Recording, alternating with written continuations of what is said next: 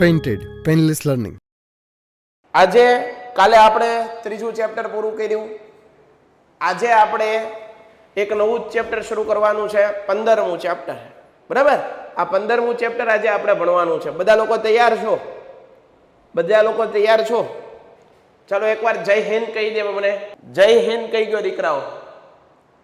આજે ગણેશ ચતુર્થી નો પાવન દિવસ અને આજે આપણે એક નવું ચેપ્ટર શરૂ કરવું છે.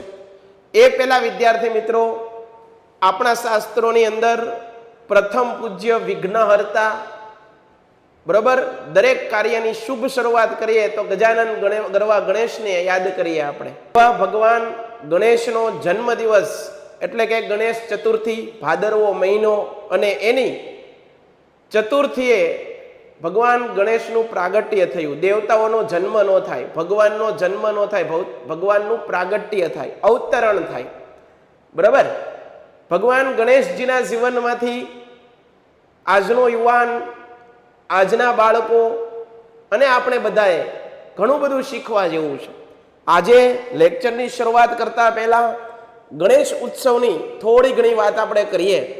બરાબર, ભગવાન ગણેશના જીવનમાંથી, ભગવાન ગણપતિ દાદાને આગળથી આપણે શું શીખી શકીએ? એક વિદ્યાર્થી છીએ સાહેબ, અમે એક વિદ્યાર્થી તરીકે અમારે શું શીખવું જોઈએ ભગવાન ગણેશના જીવનમાંથી, એની આજ થોડીક ચર્ચા કરું છું. બધા લોકોનું ધ્યાન અહીંયા રાખજો. પહેલી જ વાત કરીએ, જુઓ તમે, ગણેશ ભગવાન છે, ભગવાન ગજાનન છે, બરોબર, સિંદૂર વદન કહેવાય છે, ગણપતિ દાદા કહેવાય, ગણનાયક, ગણોના નાયક તરીકે પણ ગણપતિ દાદાને ઓળખવામાં આવે છે. એના જીવનમાંથી આજનો વિદ્યાર્થી શું બોધપાઠ લઈ શકે? એવી તો કઈ વસ્તુ છે એ ભગવાન ગણેશના જીવનમાંથી આપણે શું શીખી શકીએ, એની વાતો કરું. તમે ગણપતિ દાદા છે, ભગવાન ગણેશ છે, એનું સ્વરૂપ જુઓ તમે તો તમને કંઈક અલગ જ લાગશે. પહેલી જ વસ્તુ કરીએ કે તેનું માથું મોટું, આ વિશાળ મસ્તક આપણને એ સંદેશો આપે છે. આ વિશાળ મસ્તક હું તમને સમજાવતો જાઉં એટલે તમને પણ ખબર પડે. યુવાનોએ ખાસ ભગવાન ગણેશના જીવનમાંથી ઘણી બધી વાતો શીખવા જેવી છે દીકરાઓ. પહેલી જ વસ્તુ, ગણેશ ચતુર્થી વિશે સમજીએ આપણે, ભગવાન ગણેશ વિશે. બરાબર, ધ્યાન આપજો. અહીંયા તમારા કામનું છે એક સરસ મજાનું મોટિવેશન ગણેશજીના જીવન પરથી આજનો વિદ્યાર્થી શું શીખી શકાય?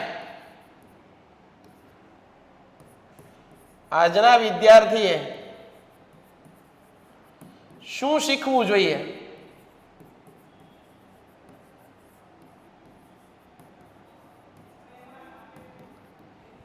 એક પછી એક વાતો કરીએ મારા દીકરાઓ.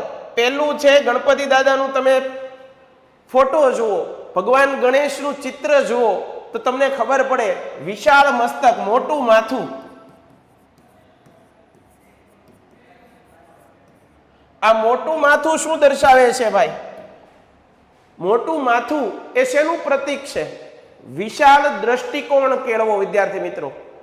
મોટા મોટા સપનાઓ જુઓ, તમારું મસ્તિષ્કની અંદર એવા મોટા મોટા વિચાર કરો. વિદ્યાર્થીએ હંમેશા આશાવાન હોવો જોઈએ. વિદ્યાર્થી નબળો વિચાર કરનારો ન હોવો જોઈએ. વિદ્યાર્થી છે ને એને માયકાંગલા પણ ન હોવું જોઈએ. વિદ્યાર્થીમાં નાના વિચાર, સંકુચિત વિચાર ન હોવા જોઈએ. મોટા મોટા સપના જોનારો વિદ્યાર્થી હોવો જોઈએ. તો આ આપણને ભગવાન ગણેશજી શીખવાડે છે. વિશાળ મસ્તક, વિશાળ મસ્તકનું પ્રતીક છે.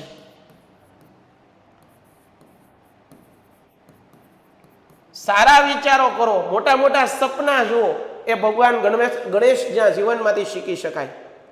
ભગવાન ગણેશના જીવનમાંથી બીજી વસ્તુ શીખી શકાય, વિવેક નામનો ગુણ. યાદ રાખજો મારા દીકરાઓ, વિવેક નામનો ગુણ ભગવાન ગણેશના જીવનમાંથી શીખી શકાય. વિવેક, આદર, વડીલો સાથે કઈ રીતે વર્તવું, વડીલોને કેટલું મહત્વ આપવું, આપણીથી મોટા હોય, આપણીથી આદરણીય હોય, આપણા શુભચિંતકો હોય, એની સાથે વર્તન કેવું કરવું, એ ભગવાન ગણેશના જીવનમાંથી શીખી શકાય. બેટા, લેક્ચર ભલે થોડોક લેટ શરૂ થાય પણ યાદ રાખજો, તમે ઘણું બધું જીવનમાં શીખવા જેવું છે. આ મોટિવેશન છે. આપણા ભગવાનો પાસેથી આપણે ઘણું બધું શીખી શકીએ, આપણા શાસ્ત્ર પાસેથી ઘણું બધું શીખી શકીએ. એ પણ જરૂરી છે જીવનમાં. માત્ર ને માત્ર ગોખણિયું જ્ઞાન નહીં ચાલે. તમારી આગળ નૈતિક મૂલ્યો હોવા જોઈએ, તમારી આગળ છે એક વિચાર શક્તિ હોવી જોઈએ, તમારી આગળ સંસ્કારોનું સિંચન થયેલું હોવું જોઈએ, તમે સંસ્કારવાન હોવા જોઈએ. આજના વિદ્યાર્થીઓ, તમને ખબર છે ઘણી બધા શિક્ષકો, અમે તો બધા શિક્ષકો સાથે બેઠક ઉઠક કરીએ, શિક્ષકો સાથે વાતચીત થતી હોય ત્યારે અમને શિક્ષકો ઘણી વખત કહેતા હોય છે વિદ્યાર્થીઓ જે શિક્ષકોનું રિસ્પેક્ટ કરવી જોઈએ એ ઘણીવાર નથી કરતા હોતા. આ વસ્તુ ખરાબ છે દીકરાઓ. આપણાથી જે કોઈ પણ મોટા છે, આપણાથી જે કોઈ પણ વડીલ છે, એને માન સાથે બોલાવો, એને આદર આપો. એ આપણને ભગવાન ગણેશના જીવન પરથી શીખી શકાય. આજના આ લેક્ચરમાંથી તમારે બધાએ શીખવાનું છે, બરાબર છે? તો ગણપતિ દાદાના જીવનમાંથી પહેલું શું શીખી શકાય? તો કે ભાઈ વિચાર, સપના હંમેશા નાના નથી જોવાના, સપના મોટા જોવાના છે. પહેલું તો એ છે બેટા, વિચારશો તો વધશો આગળ. આપણા વિચાર જ નહીં હોય, આપણને વિચાર જ નહીં આવતા હોય, આપણા વિચાર જ નાના નાના હશે, હલકા વિચાર છે, નબળા વિચાર છે, તો તમે કોઈ મોટી પ્રગતિ નથી કરી શકવાના, કોઈ મોટું અચીવમેન્ટ નથી કરી શકવાના, કોઈ મોટા મુકામ સુધી નહીં પહોંચો. બીજી વસ્તુ શીખવાની છે વિવેક. દરેક આપણાથી મોટા છે, દરેકની સાથે આદર ભાવથી બોલો, આદર ભાવથી વર્તવો. વડીલો સાથે પણ એક માન સન્માનથી એને બોલાવો, આદર આપો, એને રિસ્પેક્ટથી વાત કરો, બરાબર? આ બીજું પ્રતીક છે. ત્રીજું પ્રતીક છે બેટા મોટું માથું, પછી છે નાક, લાંબુ નાક. જુઓ ગણપતિ દાદાનું નાક જુઓ તો તમે જોશો કે લાંબુ નાક છે. આ નાક એ આબરૂનું પ્રતીક છે. મારા દીકરાઓ બરોબર આ લેક્ચરને જોજો, આજે તમને ઘણું બધું છે. આબરૂનું પ્રતીક, આબરૂનું પ્રતીક. ગણપતિ દાદાનું જીવન પરથી આપણે શીખી રહ્યા છીએ, કેસ સ્ટડી કરી શકીએ છીએ. યુવાનોએ કઈ બાબતો શીખવી જોઈએ એના વિશે વાત છે. તો એની અંદર હું કહું છું કે મોટું નાક એ આબરૂનું પ્રતીક છે. માણસે આપણે જ્યારે બનીએ છીએ ભાઈ, વિદ્યાર્થી મિત્રો એક વસ્તુ યાદ રાખજો, નામ બનાવવા પાછળ પોતે વર્ષોની મહેનત લાગી જતી હોય છે, સંઘર્ષો લાગી જતા હોય છે, પણ એ નામ છે એના ઉપર કલંક લગાડવા માટે થોડીક જ ક્ષણો કાફી છે. એવી જ રીતે આબરૂવાળો માણસ, માતા પિતાએ આપણને આટલા બધા સંસ્કારો આપ્યા હોય, આપણું લાડકોડથી આપણો ઉછેર કર્યો હોય, અને આપણા દ્વારા ક્યારેક એવું કામ થઈ જતું હોય છે જેના કારણે માતા પિતાની આબરૂ, આપણી આબરૂ ઉપર કલંક લાગે છે. તો એવું કોઈ પણ કામ નથી કરવાનું જેનાથી આપણી ઇજ્જત પાણીમાં ભળી જાય. આપણું આબરૂનું પ્રતીક એટલે કે નાક. ઘણી વાર કે ને મારું નાક કપાઈ જાય, તમે નહીં આવો તો મારું નાક કપાઈ જાય છે, સમાજમાં વેલ્યુ શું મારી? આવું નથી કહેતા હોતા. ઘણા બધા મોટા લોકો કહે છે તમારે આવવું પડે, મારી આબરૂ શું? તો બેટા યાદ રાખજો, જીવનમાં એક વખત નામ ઉપર દાગ લાગી જાય પછી એ દાગ ક્યારેય મિટાતો નથી. માણસને નામ બનાવવા માટે વર્ષોના સંઘર્ષ, વર્ષોની મહેનત, કઠોર પરિશ્રમ કરવો પડે છે, અને ત્યારે માણસનું નામ બનતું હોય છે સમાજમાં. પણ એ જ નામ છે એ ભૂસાતા વાર નથી લાગતી. બોલું છે ને કે ભાઈ મેલા કપડાં હોય છે, માણસને લાયક બનવા માટે પ્રયત્ન કરવા પડે છે, યત્ન કરવા પડે છે, કોશિશ કરવી પડે છે, અફાટ લગાડવા પડે છે, પરંતુ નાલાયક થવાના કોઈ ક્લાસ નથી હોતા. કપડાં છે એને ધોવા હોય, મેલા કપડાં હોય એને ધોવે મમ્મી તો એ ઘસવા પડે છે. મેલા કપડાને સાફ કરવા માટે મહેનત કરવી પડતી હોય છે. બાકી કપડાને બગાડવાના કોઈ ક્લાસ હોય છે? આજે તમે લાયક બનવા માટે કોચિંગ ક્લાસ જોઈન કરો છો, લાયક બનવા માટે કોઈ ક્લાસની અંદર ભણવા જાઓ છો, સ્કૂલમાં જાઓ છો, બરાબર ને? તો યાદ રાખજો, ક્યારેય પણ આપણા માતા પિતાના સંસ્કારો, આપણી પરવરિશ, કોઈક આપણી ઉપર આંગળી ચીંધી જાય એવું એક પણ કામ જીવનમાં ન થાય. એ આપણને ગણપતિ દાદાના જીવન પરથી, ભગવાન ગણેશના જીવન પરથી આ શીખી શકીએ. તો આ ત્રીજો મુદ્દો, પહેલો મુદ્દાની વાત કરી મોટું નાક, મોટું માથું, એ વિશાળ દીર્ઘ દ્રષ્ટા બનવાનું છે, મોટા મોટા સપના જોવાના છે. બીજી વસ્તુ વિવેક, દરેક વ્યક્તિ સાથે આદરથી રહ્યો, આદરથી વર્તો, માન સન્માન સાથે બોલાવો. લાંબુ નાક એ આબરૂનું પ્રતીક છે. જેનું પ્રતીક છે? આબરૂનું પ્રતીક. એના પછી ચોથો પોઈન્ટ ભગવાન ગણેશના જીવનમાંથી શીખી શકાય એ મોટા કાન. બરોબર, મોટા કાન. વિદ્યાર્થી મિત્રો એક વાત યાદ રાખજો, આજે બધાએ બોલવું છે, આજે બધાએ બોલવું છે, બોલવામાં બધા લોકોએ મહારત હાંસલ કરી છે, પણ કોઈ કોઈનું સાંભળવા તૈયાર નથી. આજે કોઈને સાંભળવું નથી. યાદ રાખજો બેટા, બોલવાનું ઓછું, જરૂર પૂરતું જ બોલો, પરંતુ જ્યાંથી પણ શુભ મળે છે, જ્યાંથી પણ સારું કંઈ જ્ઞાન મળે છે, એ બધું તમે શું કરી લ્યો? સ્વીકારી લ્યો. તો કે ભાઈ બોલવું ઓછું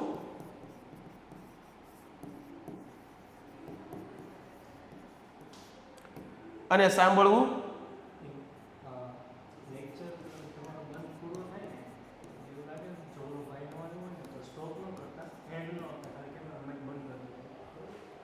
બોલવું ઓછું અને સાંભળવું વધારે. આ પણ આપણે ભગવાન ગણેશના જીવનમાંથી શીખવા જેવું છે. આજે લોકો બોલે બોલ બહુ કરે છે, કોઈનું સાંભળતા નથી, માતા પિતાનું નથી સાંભળતા, શિક્ષકોનું નથી સાંભળતા વિદ્યાર્થીઓ. બરાબર, પોતાના વડીલો કંઈક સલાહ સૂચન આપે છે તેની વાતને ઇગ્નોર કરી દે. આજે જમાનો બદલાઈ ગયો, આવી મોટી મોટી વાતો કરવા માંડે છે. તમે તમારો જમાનો અલગ હતો ને અમારો જમાનો અલગ છે, આવી મોટી ફાંકા ફોજદારી કરવા લાગે છે આજનો યુવાન. બેટા યાદ રાખજો, તમે જે રસ્તા ઉપર છો એ રસ્તા ઉપર તમારા માતા પિતા, વડીલો, તમારા શુભ ચિંતકો એ રસ્તા પરથી પસાર થઈ ગયા છે, અને એ રસ્તામાં કયા કઈ જગ્યાએ અડચણો આવે છે, કઈ કઈ જગ્યાએ પડકારો આવે છે, એ તમારી કરતા તમારા વડીલો, તમારા વાલીઓ બહુ સારી રીતે જાણે છે. તો યાદ રાખજો, બને એટલું બોલવાનું ઓછું રાખો અને સાંભળવાનું વધારે રાખો. એ આપણને ભગવાન ગણેશજીના જીવન પરથી શીખી શકાય. ભગવાન ગણેશજીના જીવન પરથી જે લેસન લેવાના છે, જે બોધપાઠ લેવાનો છે, જે શિખામણ લેવાની છે, એ વિદ્યાર્થી મિત્રો આ છે. એ શિખામણ આ છે કે બોલો ઓછું અને સાંભળવાનું વધારે રાખો. બરાબર. બીજી વસ્તુ, વિવેક. આપણીથી જે કોઈ પણ મોટા છે, જે કોઈ પણ વડીલો છે, એની સાથે પ્રેમથી, આદર સાથે વર્તવું, એ પણ આપણે ભગવાન ગણેશજીના જીવન પરથી શીખી શકાય.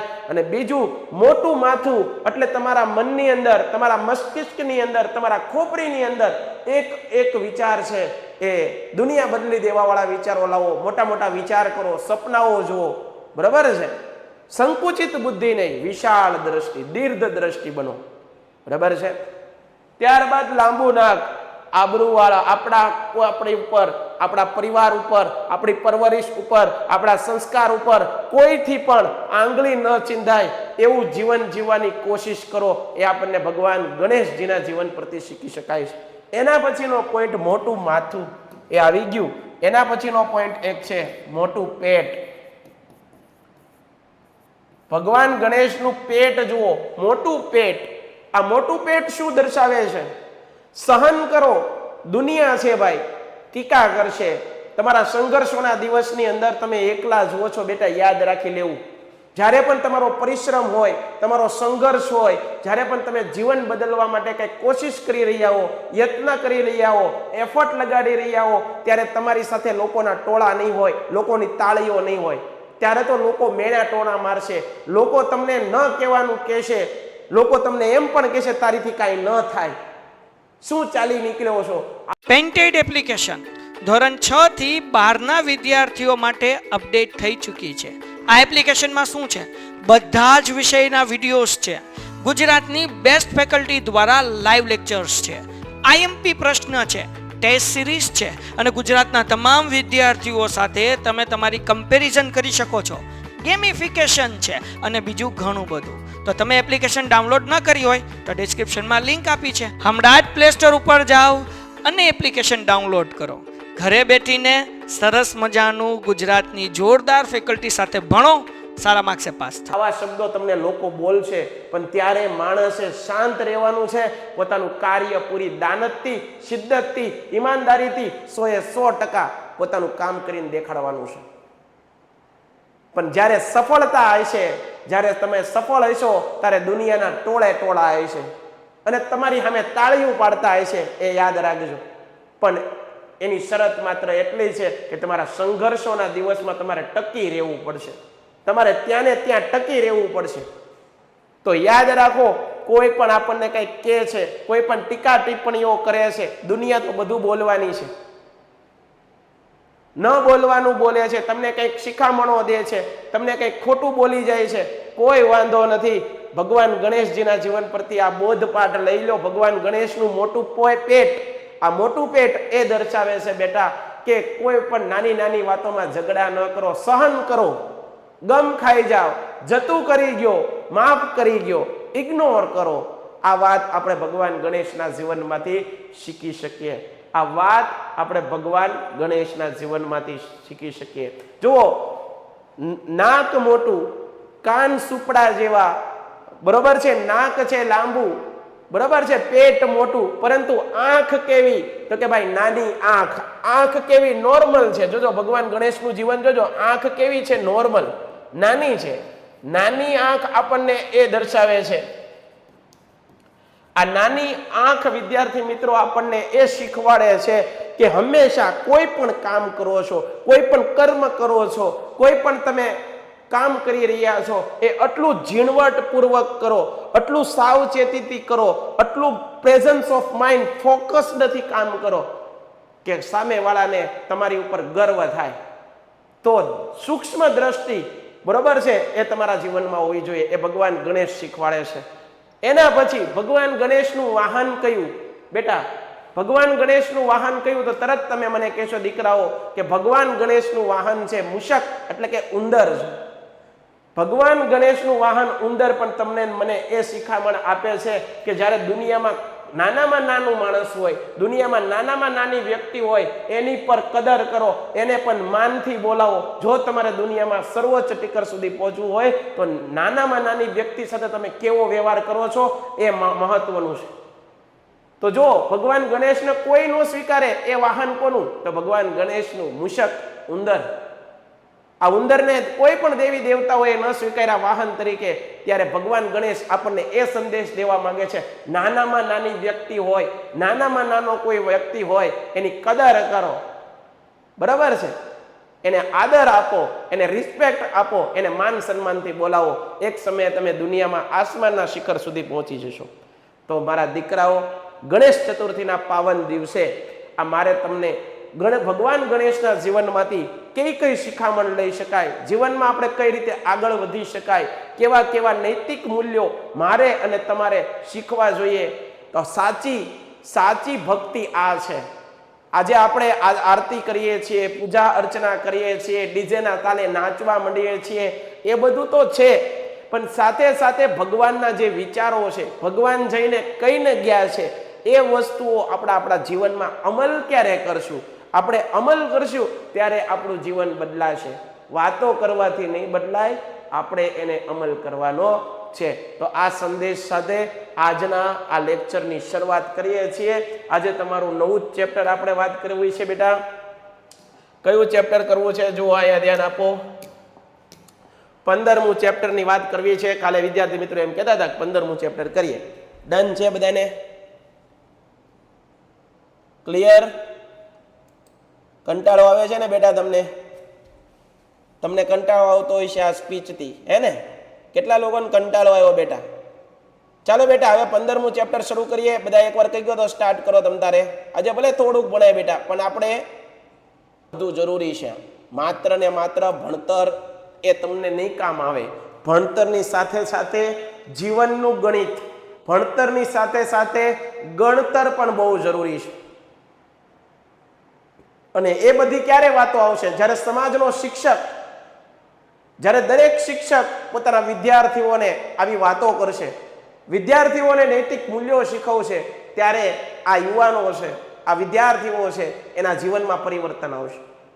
તો એના માટે શિક્ષકોની પણ ફરજ છે કે વિદ્યાર્થીઓ સાથે આવી વાતો કરે, વિદ્યાર્થીઓ સાથે આવો સંવાદ કરે, વિદ્યાર્થીઓને આપણા શાસ્ત્રની અંદર જે સારી સારી વાતો છે, દરેક ધર્મ ગ્રંથોની અંદર જે સારા સારા મૂલ્યો છે, એ વિદ્યાર્થીઓ સમક્ષ રજૂ કરે, વિદ્યાર્થીઓને જીવનની અંદર પ્રેરિત કરે.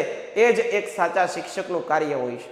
અને સાથે સાથે અમલ કરવાનો પણ આગ્રહ રાખે, એને શિક્ષક કહેવાય બેટા. ડન છે? આગળ જળ પરિવાહ 15મું ચેપ્ટર છે. જળ પરિવાહ બેટા, બરાબર છે? 15મું ચેપ્ટર છે જળ પરિવાહ. ચાલો, જળ પરિવાહ શબ્દ એક ક્ષેત્રની નદી તંત્રની, જળ પરિવાહનો મતલબ એમ કે કંઈક નદી, સમુદ્ર, સરોવર, આ બધા સાથે કંઈક રિલેટેડ હશે. જોઈએ, એક ક્ષેત્રની નદી તંત્રની વ્યવસ્થિત પ્રણાલી માટે વપરાય. ટૂંકમાં આ જળ પરિવહન શેના માટે વપરાય છે? નદી તંત્ર માટે. શેના માટે વપરાય છે? નદી તંત્ર માટે કયો શબ્દ વપરાય છે? જળ પરિવહન. ઘણીવાર આપણે એમ નથી કહેતા નદીનો પ્રવાહ છે બહુ ગાંડો બન્યો છે, નદીનો પ્રવાહ છે એ ગાંડો તૂર બન્યો છે, આવું કહેતા હોઈએ છીએ. ભારતનું ભૂપૃષ્ઠ જોતા જણાય છે કે એક મુખ્ય નદી અને તેની શાખા નદીઓ જુદી જુદી દિશાએથી આવીને જોડાય છે. સમજો તમે, એક નદી અહીંથી આવતી હોય, એક નદી આવી રીતે આવતી હોય, એક નદી અહીંથી આવતી હોય, એક નદી અહીંથી આવતી હોય, અને આ બધી નદી એક જગ્યાએ ભેગી થાય તો આ જે રચના કરે છે આને શું કહેવાય? જળ પરિવાહ. કારણ કે બધી નદી એક દિશામાંથી ન આવતી હોય ને, બધી નદી એક દિશામાંથી આવતી હોય નહીં. Well done, very good. હાલો,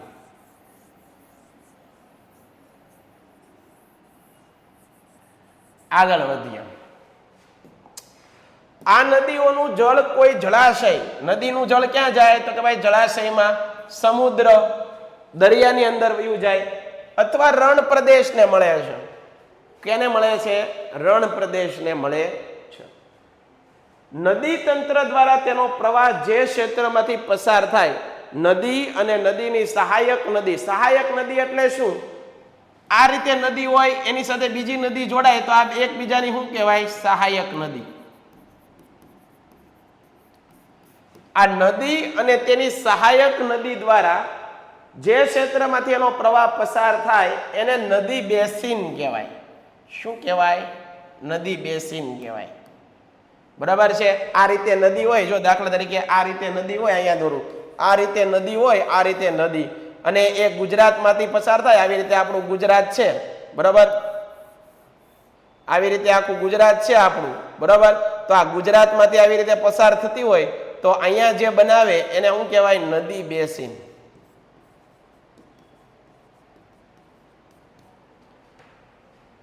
એના પછી કોઈ પર્વત, ઉચ્ચભૂમિ નદીઓના જળ પરિવહનને એકબીજાથી અલગ કરે એને જળ વિભાજક કહેવાય. એને શું કહેવાય? જળ વિભાજક. તમને સમજાવું. તમને આ દાખલા તરીકે પર્વત છે, આવો એક પર્વત છે. હાલો, અહીંયા એક નદી પસાર થાય છે, એ નદી અહીંથી પાછી આમ વળી જાય છે, આ નદી આમ વળી જાય છે, તો એક નદી વચ્ચે કોઈ પર્વત આવી જાય તો એને શું કહેવાય? જળ વિભાજક કહેવાય. શું કહેવાય દીકરા? કોઈ નદી વચ્ચે એક પર્વત આવી જાય, રૂકાવટ આવી જાય, બાધા આવી જાય તો એને શું કહેવાય? જળ વિભાજક કહેવાય છે. આગળ, વિશ્વમાં સૌથી મોટો નદી બેસિન એમેઝોન નદીનો છે. વિશ્વની સૌથી મોટી નદી પણ કઈ છે? એમેઝોન. તો નદીનો તટ પણ કોનો મોટો હોય છે? એમેઝોન. અહીંયા ધ્યાન આપજો, 2 પોઈન્ટ યાદ રાખો. તમને પરીક્ષામાં પૂછાય વિશ્વની સૌથી મોટી નદી,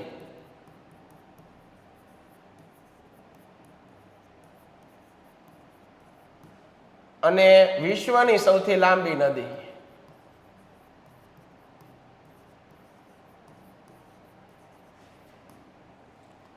વિશ્વની સૌથી મોટી નદી કઈ છે? એમેઝોન. અને લાંબી નદી પૂછે તો કઈ છે? નાઇલ. લાંબી નદી કઈ છે? નાઇલ. તો વિશ્વનો સૌથી મોટો નદી બેસિન કયો છે? તો કે ભાઈ એમેઝોન. તો તમને 3 પ્રશ્ન પાકા કરાવ્યા. 1, 2, 3. ભારતનો સૌથી મોટો નદી બેસિન કયો? વિશ્વનો તો તમે કીધો એમેઝોન, તો સાહેબ ભારતનો સૌથી મોટો નદી બેસિન કયો? તો કે ભાઈ સાહેબ એ તમે અહીંયા કહો તો છો, ગંગા નદીનો બેસિન. કેનો? ગંગા નદીનો નદી બેસિન. એ ભાઈ નદી બેસિન એટલે કાંઈ નહીં, નદી જે જગ્યાએ મેદાન બનાવે એને નદી બેસિન કહેવાય. બરાબર? નદી બેસિન કહેવાય. ક્લિયર છે? તો કેટલા પ્રશ્ન થયા અત્યાર સુધીમાં? કેટલી વસ્તુ ભણ્યા? જો અહીંયા કહું છું, પહેલી વસ્તુ તો મેં તમને સમજાવ્યું, નદી બેસિન એટલે શું? નદી બેસિન, આ પ્રશ્ન આવડવો જોઈએ. એના પછી બીજી વસ્તુ કઈ સમજાવી સાહેબ? જળ વિભાજક. નદીઓના પ્રવાહ વચ્ચે પર્વતો આવી જાય તો એને શું કહેવાય? જળ વિભાજક. જળ વિભાજક. એના પછી શું આવે? નદી બેસિન, જળ વિભાજક. એના પછી થર્ડ શું આવે કે વિશ્વનો સૌથી મોટો નદી બેસિન, વિશ્વનો સૌથી મોટો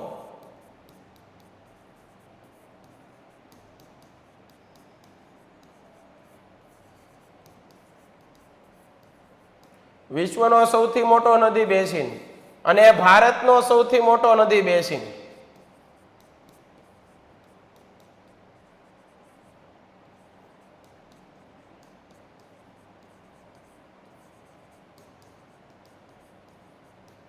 બરાબર. અને વિશ્વની સૌથી મોટી નદી અને ભારતની સૌથી મોટી નદી, વિશ્વની અને ભારતની. કેટલા લોકોને ક્લિયર છે? એકવાર પૂછી લઉં. આટલા પ્રશ્ન તમારી બુકમાં સ્ક્રીનશોટ પાડી લો, પછી લખી લેજો. બેટા ક્લિયર છે? આટલા પ્રશ્ન બધા પાકા કરજો, બધા મોસ્ટ આઈએમપી.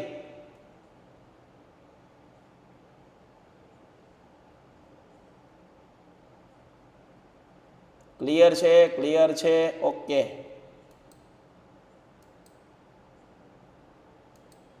અહીંયા ધ્યાન આપો. ડન છે? તો આટલી વસ્તુ તમને ક્લિયર થઈ જવી જોઈએ. આગળ વધીએ. ભારતના જળ પરિવહનની રચના, ભૌગોલિક રચનાના આધારે ભારતની નદીઓને બે વિભાગમાં વહેંચવામાં આવી છે. બરોબર યાદ રાખજો. જળ પરિવહનના આધારે જળ પરિવાહ, ભારતના જળ પરિવાહને કેટલા ભાગમાં વહેંચવામાં આવ્યા છે? બે ભાગમાં. કેટલા ભાગમાં? બે ભાગમાં.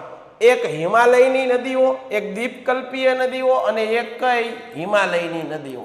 પેન્ટેડ એપ્લિકેશન ધોરણ 6 થી 12ના વિદ્યાર્થીઓ માટે અપડેટ થઈ ચૂકી છે. આ એપ્લિકેશનમાં શું છે? બધા જ વિષયના વિડીયોઝ છે. ગુજરાતની બેસ્ટ ફેકલ્ટી દ્વારા લાઈવ લેક્ચર્સ છે. આઈએમપી પ્રશ્ન છે, ટેસ્ટ સિરીઝ છે અને ગુજરાતના તમામ વિદ્યાર્થીઓ સાથે તમે તમારી કમ્પેરિઝન કરી શકો છો. ગેમિફિકેશન છે અને બીજું ઘણું બધું. તો તમે એપ્લિકેશન ડાઉનલોડ ન કરી હોય તો ડિસ્ક્રિપ્શનમાં લિંક આપી છે. હમણાં જ પ્લે સ્ટોર ઉપર જાઓ અને એપ્લિકેશન ડાઉનલોડ કરો. ઘરે બેઠીને સરસ મજાનું ગુજરાતની જોરદાર ફેકલ્ટી સાથે ભણો, સારા માર્ક્સે પાસ થાઓ.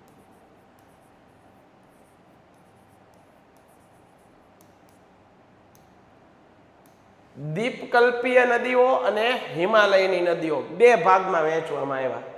પ્રાકૃતિક રચનાની વિશેષતાના આધારે ભારતની નદીઓ બે વિભાગ પાડવામાં આવ્યા છે. ભારતની નદીઓને કેટલા વિભાગ પાડવામાં આવ્યા છે? બે વિભાગ. કેટલા બેટા? બે વિભાગ. ભારતની નદીના કેટલા વિભાગ? બે વિભાગ પાડવામાં આવ્યા છે. આના કારણે હિમાલયની નદીઓ અને દ્વીપકલ્પીય નદીઓમાં મોટો તફાવત જોવા મળે છે. ભાઈ એક હરકી હોય તો તફાવત ન પાડવામાં આવે ને, તો એક જ પ્રકાર પાડવામાં આવે, પણ બંને નદીઓ જુદી જુદી છે. આથી એમાં તફાવત પાડવામાં આવ્યા છે. હિમાલયની નદીઓમાં જળ પ્રવાહ કાયમી જોવા મળે. સાહેબ હિમાલયની નદીઓમાં અને દ્વીપકલ્પીય નદીઓમાં ડિફરન્ટ શું? પેલો ડિફરન્સ, હિમાલયની નદીઓ છે ને એની અંદર પાણી ક્યારેય ખૂટતું નથી. બરફ ઓગળે એટલે નદીઓમાં પાણી છે એ કાયમી એનો પ્રવાહ જોવા મળે છે. તેમાં 12 માસ જળ પ્રવાહ રહે છે. કેવો? 12 માસ. 12 મહિના એમાં પાણી હોય. 12 મહિનાની અંદર પાણી ખૂટતું જ નથી. આગળ, કેમ કે ચોમાસામાં વરસાદના કારણે, પેલું ચોમાસામાં વરસાદ પડે ત્યારે અને ઉનાળામાં ગરમી પડે ત્યારે બરફ શું થાય? પીગળે. બરફ શું થાય? પીગળે. અને પીગળતા આ બરફ પીગળે, આવી રીતે બરફ હોય એમાં તડકો પડે, વરસાદ હોય ત્યારે વરસાદ પડે, તો આ બધો બરફ ઓગળીને ક્યાં જાય? આવી રીતે નદીની અંદર આવી રીતે પાણીનો જથ્થો રાખે.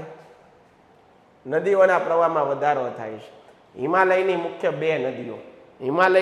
બે નદીઓ સિંધુ અને બ્રહ્મપુત્રા આ પર્વતમાળાના ઉત્તર ભાગમાંથી નીકળે છે. આ નદીઓએ પર્વતોને કાપીને, નદીઓમાં પાણીમાં આટલી તાકાત હોય, પર્વતોને કાપી નાખે. જો પર્વતોને કાપીને કોતરોનું નિર્માણ કર્યું. કોતર એટલે હું? મોટી મોટી ભેખડો, મોટા મોટા ખીણ જેવી વસ્તુઓનું નિર્માણ કર્યું છે. હિમાલયની નદીઓ તેના ઉદ્ભવ સ્થાનેથી નીકળીને, જ્યાંથી નદી નીકળે એને એનું ઉદ્ભવ સ્થાન કહેવાય. બરાબર છે? જ્યાંથી જે નદી નીકળે એનું ઉદ્ગમ સ્થાન કહેવાય. આ ઉદ્ભવ સ્થાનેથી નીકળીને નદી હંમેશા કોને મળે? નદીનું અંતિમ બિંદુ કયું હોય? સમુદ્ર. બરાબર? નદી હંમેશા સાગરને મળવું એની આખરી મંજિલ હોય. બરાબર? જે નદી દરિયાને નથી મળતી કુંવારિકા નદી કહેવાય. ક્યારેક હું ભણાવીશ. નદી સમુદ્રને મળતા સુધી લાંબો રસ્તો પસાર કરે છે. જ્યાંથી નદી નીકળે છે ત્યાંથી એને અંતિમ કઈ જગ્યાએ પહોંચવાનું હોય છે? તો કે ભાઈ સાહેબ સમુદ્ર સુધી પહોંચવાનું હોય છે. નદીની અંતિમ મંજિલ કઈ હોય છે? સમુદ્ર હોય છે. કઈ હોય છે? સમુદ્ર. અને નદી સમુદ્ર સુધી પહોંચે એ એનો માર્ગ કહેવામાં આવે છે. ક્લિયર છે દીકરાઓ? એના પછી વાત કરીએ, આગળ વધીએ દીકરા. આ નદીની આકૃતિ છે. જો ભાઈ નદીનો આકાર છે, બધા અલગ અલગ આકાર હોય. વૃક્ષાકાર હોય, જાળી રચના હોય, યાયાતાકાર હોય, કેન્દ્ર ત્યાખી હોય. એમાં આપણે પડવાનું નથી. આકૃતિ તમને નહીં પૂછાય.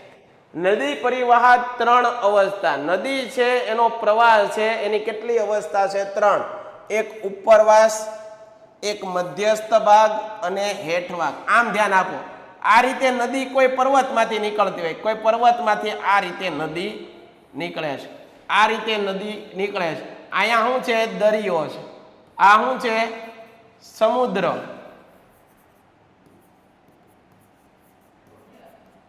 તો જ્યાંથી નીકળે છે એને શું કહેવાય? ઉદ્ગમ સ્થાન.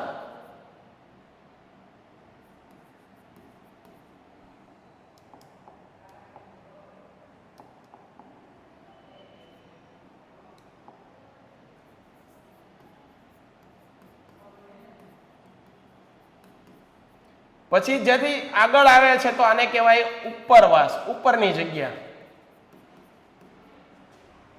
આ મધ્યનો ભાગ, નદીનો મધ્યનો ભાગ હોય એને મધ્યસ્થ ભાગ કહેવાય.